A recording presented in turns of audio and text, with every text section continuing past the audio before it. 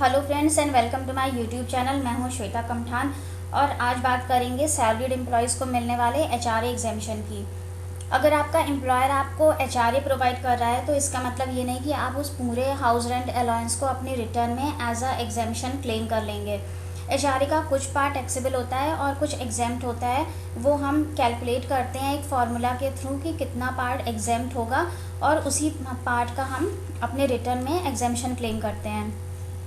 तो सबसे पहले तो ये जान लेते हैं कि वो कौन कौन लोग होते हैं जो एचआरए एग्जेम्पशन क्लेम कर सकते हैं।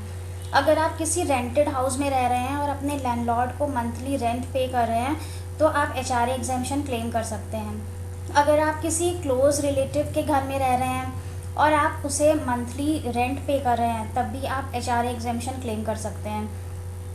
अगर आपका अपना खुद का मकान है और उसके बावजूद आप रेंटेड हाउस में रह रहे हैं और लैंडलॉर्ड को मंथली रेंट पे कर रहे हैं तब भी आप एचआरए एग्जेम्पशन क्लेम कर सकते हैं। यहाँ पर ऐसी कोई कंडीशन नहीं है कि आपका अपना खुद का मकान किस सेम सिटी में नहीं होना चाहिए जहाँ पर आप रेंट पर रह रहे हैं। आपका अपना खुद का मकान चाहे कहीं पर भी हो, अगर आप लैंडलॉर्ड को रेंट पे कर रहे हैं तो आप एचआरए एग्जेम्पशन क्लेम कर सकते हैं। अब देखते हैं कि एचआरए एग्जेम्पशन को कैलकुलेट कैसे करना है। तो उसका एक फॉर्मूला होता है, सिंपल सा फॉर्मूला। क्या होता है कि यहाँ पर 3 स्टेप्स दिए हुए हैं, उन 3 स्टेप्स के अकॉर्डिंग हमें फ़िगर कैलकुलेट करनी होती है और इन 3 में से जो भी फ़िगर सबसे कम आएगी वो फ़िगर हमारी एग्जेम्प्ट होती है और उस एग्जेम्पशन को हम अपने रिटर्न में क्लेम कर सकते हैं। कैसे कैलकुलेट कैसे करना है? सबसे पहले 50% of salary in case of metropolitan cities and 40% of salary in case of other cities.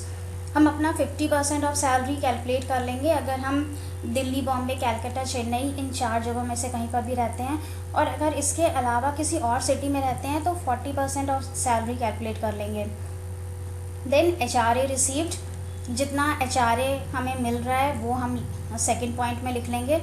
और थर्ड है excess of rent paid over 10% of salary.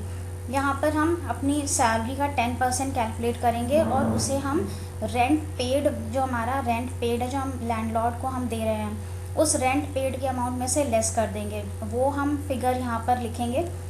अब इन 3 में से जो भी फिगर हमारी कम होगी वो फिगर हमारी एग्जेम्प्ट होगी। तो ये जो वर्ड मैंने यहाँ पर सैलरी जो मैंने हाईलाइट किया हुआ है, ये मैंने क्यों हाईलाइट किया है? क्योंकि यहाँ पर सैलरी हम किसे मानेंगे? जो हमें परक्विजिट्स और अलाउंसेस मिल रहे हैं क्या वो भी इसमें इंक्लूड होंगे? जो डीए मिल रहा है क्या वो भी इंक्लूड होगा? तो देखते हैं कि सैलरी में क्या क्या इंक्लूड होगा। यहाँ पर आपका बेसिक पे होगा, इसके अलावा DA if terms of employment provide, DA अगर मिल रहा है तो वो यहाँ पे इंक्लूड होगा।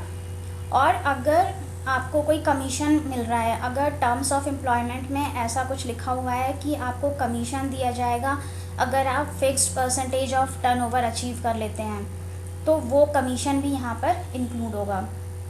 तो इस तरह से हम ये सैलरी कैलकुलेट कर लेंगे और इसके बाद हम इस सैलरी का 50% या फिर 40% जैसी भी कंडीशन हो वो हम कैलकुलेट करेंगे।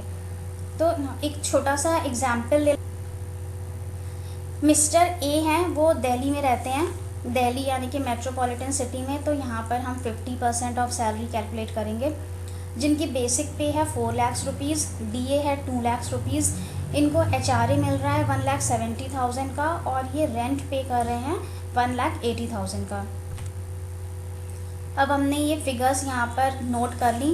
बेसिक पे है 4 लाख रुपीज़, डीए है हमारा 2 लाख रुपीज़, यानी कि जो हमारी टोटल सैलरी हो गई वो हमारी हो गई 6 lakh rupees for the purpose of that formula. अब हम अपने फॉर्मूले को रिकॉल करते हैं। फॉर्मूला हमारा क्या था? 50% of salary in case of metropolitan cities and 40% of salary in case of other cities, HRA received और excess of rent paid over 10% of salary. अब हमें इसके अकॉर्डिंग अपने अमाउंट्स को कैलकुलेट करना होगा। तो हम 50% ऑफ 6 लाख रुपीज़ ले लेंगे। 6 लाख जो कि हमारी सैलरी है, ये हो गया हमारा 3 लाख रुपीज़। इसके बाद एचआरए का अमाउंट लिख लेंगे। एचआरए है हमारा 1,70,000। इसके बाद excess of rent paid over 10% of salary. Rent paid है हमारा 1,80,000 और 10% ऑफ सैलरी कैलकुलेट कर लेंगे, यानी कि 10% of 6 lakh rupees, that is 60,000। तो 1,80,000 माइनस 60,000, ये आ गया हमारा 1,20,000।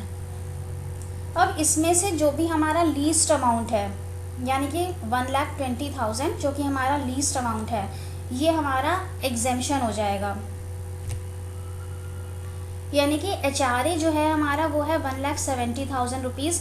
इसमें से जो हमारा अमाउंट एग्जेम्प्ट हो जाएगा वो होगा 1,20,000 और जो अमाउंट हमारा टैक्सेबल होगा वो होगा हमारा 50,000। तो इस अमाउंट को हम अपने रिटर्न में एज अ एग्जेम्पशन क्लेम कर सकते हैं। अब रिटर्न में कैसे हम एग्जेम्पशन क्लेम करेंगे? तो जो हमें एम्प्लॉय जो हमें फॉर्म 16 देता है, अगर उस फॉर्म 16 में आपका HRA एग्जेम्पशन लिखा हुआ है, तब तो आपको कैलकुलेट करने की ज़रूरत नहीं है, आप उस एग्जेम्पशन को अपने रिटर्न में सीधे सीधे क्लेम कर लेंगे। लेकिन अगर उस फॉर्म 16 में आपका एम्प्लॉयर ने एग्जेम्पशन नहीं लिखा हुआ है और आप रेंट पे कर रहे हैं और आपको HRA भी मिल रहा है, तो फिर आप इस फॉर्मूले से अपना कैलकुलेट करेंगे कि कितना अमाउंट एग्जेम्प्ट निकल रहा है HRA का, और उसके बाद आप अपने ITR में इसको फिलअप करेंगे।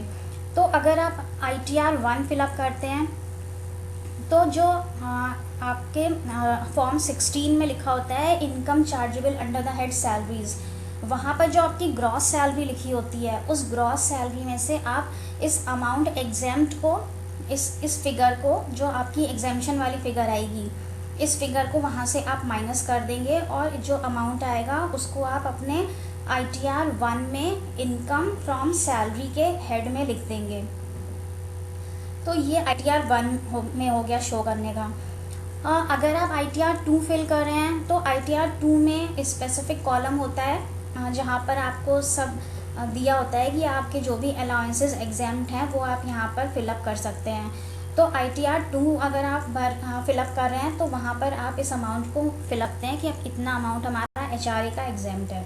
इस तरह से आप अपने ITR में इसे फिलअप कर देंगे। तो ये था हमारा वीडियो आज का कि HRA एग्जेम्पशन कैसे कैलकुलेट करना है और कौन लोग इसे क्लेम कर सकते हैं। होप कि आपको पसंद आया होगा। अगर आपको पसंद आया हो तो प्लीज़ मुझे लाइक कीजिएगा और सब्सक्राइब कीजिएगा। Thank you.